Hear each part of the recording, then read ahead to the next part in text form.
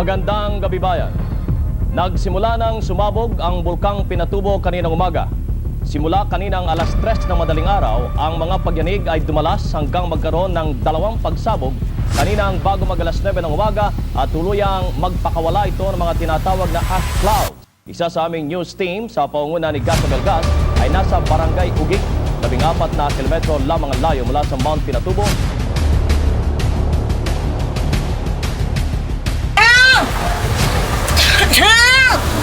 Neng!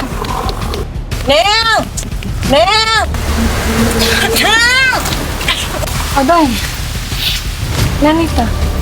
Ako pa tuya. At yun ring truck. Pari kayo sanda nakatamo. Ako pa balo, tutuman. Ipari mo, alayo pa paano yan kayo pinabingi, padaratang. Sabi-sabi na kami. Nung kuningan mo ko, puta mo makunan yan naman yung pinatubo na ko nga bigay. Ito to ginungan. Ay, natin, banya. Paano yung si pare mo? Eh, may balita. Balamay kong pari. Kaya biya ka niya miyakos kinlahan. Ali. Ali, kaya ba may ginupalayan ko na ipare mo? Ika nang bala neng. Pero muna na kami. Poto, malakwang kami. Mimingat ka na. Hindi gusto mo.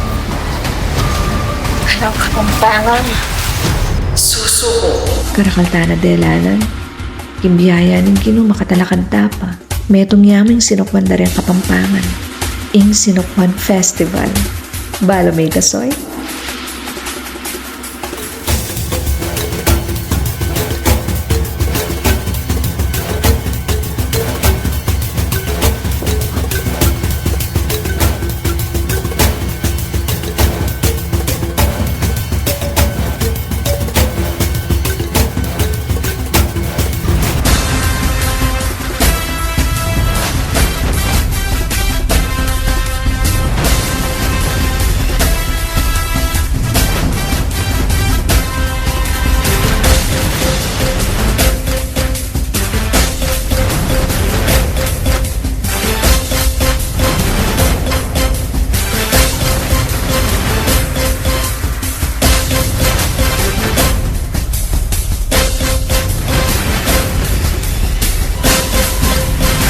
Minsasalmetong tamo pong salubuhan ng Sinukwan Festival ngayon Banwa Kaini.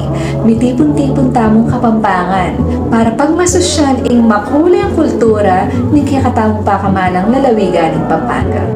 Ako po'y El Takashi. Kukumbiranda kayo na miyabe-yabe tamong magdiwang king Sinukwan Festival 2024. Nakalasalamat po and God bless.